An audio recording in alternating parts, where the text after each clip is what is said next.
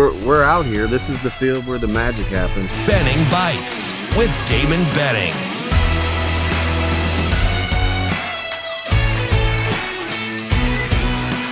Benning Bites with Damon Benning. All right, it's another episode of Benning Bites. Appreciate you being a part of what we do. Fantastic show this morning with, I might be a little biased, but I try to be objective, with my man Ravi Lula. Appreciate you being right there with us. Give us a call tomorrow, 888-638-4876. You can catch us on Apple, Google, Spotify, Twitch, Facebook, YouTube, or just good old-fashioned radio. Because remember, folks, it's still radio. I heard that from a great director once. You can get us at KFOR, ESPN Tri-Cities, and ESPN 590 right here in Omaha. Trying to bring it to you statewide. Just got into a lot of philosophical stuff. A great conversation with Brian Christopherson. And, Robbie asked about guys that we haven't heard from that we think that we could see significant playing time from or may have an impact, or guys maybe that we have heard from that it's like maybe it's not always what we think. And I just thought that was interesting because on the heels of this Nebraska documentary for volleyball that's going to be aired on Sunday, and kind of the raw first of all, tune in and watch. I think it's fantastic. It's going to give you a glimpse of a lot of different things. And a lot of it is just the mental rigor and what it takes to play, accomplish, be a part of something at an elite level. It really gives you a good feel and look. And I think raw is a word I would use. And it's kind of a lot like some of the stuff that's come out in Chasing 3 and what we as consumers are able to handle that coaches say and do, and what it takes to achieve at a high level with the amount of pressure that comes with playing at this level. And one of the things that I appreciate about this staff is I think they have a clear understanding of what I would call emotional and mental rigor. What it takes, because we always talk about the physical, right? He's a 10-1 broad jumper. He's a 4.5 140 guy. Or he's a 1.48 10-yard dash guy. And we get into like these hard quantitative things. But I think one of the things that we don't talk about near enough is just mental rigor, mental stamina. The ability to receive information every single day, process accordingly, and maintain a certain level. And a lot of times, you'll hear me kind of bottom line it and say, a lot of times coaches don't always play the most talented guys. They play the guys that they can trust. And part of that trust mechanism is there aren't the EKGs in terms of playing levels. Like if a guy's if he's been called to be an 8, he's an 8 all the time.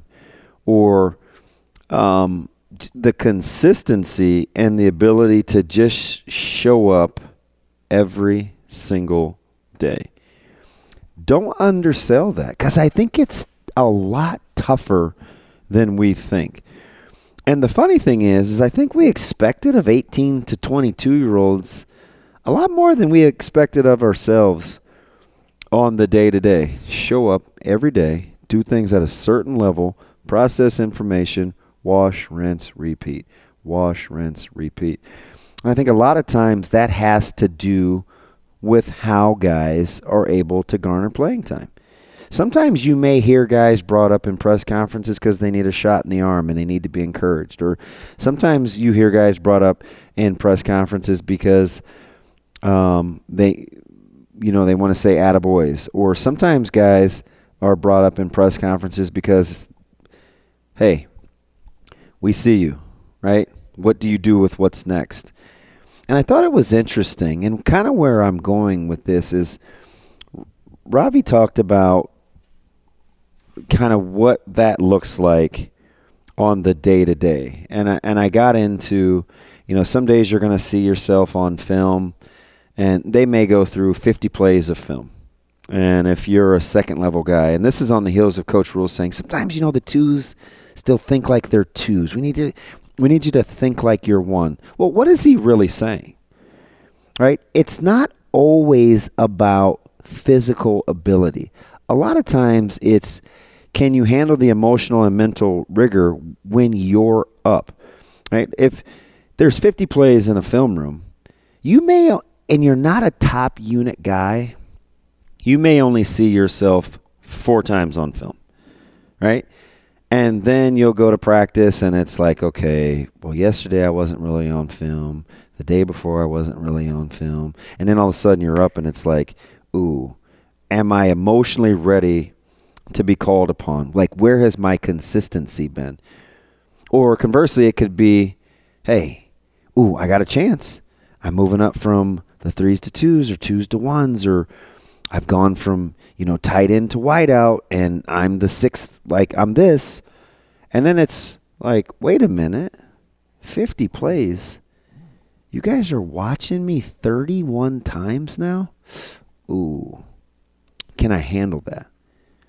Right? So there's so much more that goes into playing time and functional dependability. Like when I say functional, that means when real things happen, how do I respond real time? Because that's what we're really talking about in terms of winning close games, or when you hear coaches say, we have to be able to do this in front of this amount of people when there's this amount of people, or whatever it is, where the environment doesn't dictate or affect the outcome. You've trained in such a way where time and elements don't matter. That's ultimately the difference between success and continuing on the journey. Because that's really what it is.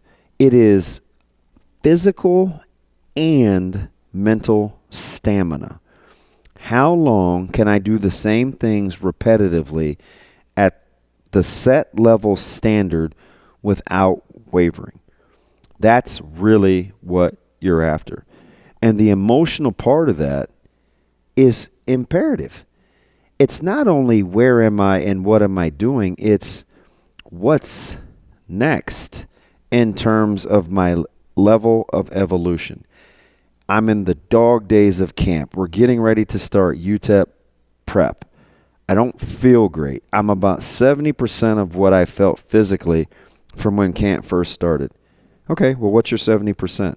And while you're worried about how you feel, can we handle the install situationally of what's going on offense or defense? And then, hey, this is the looks that we're going to get from UTEP, and let's put in the game plan. And it's like, oh, man, I don't feel good.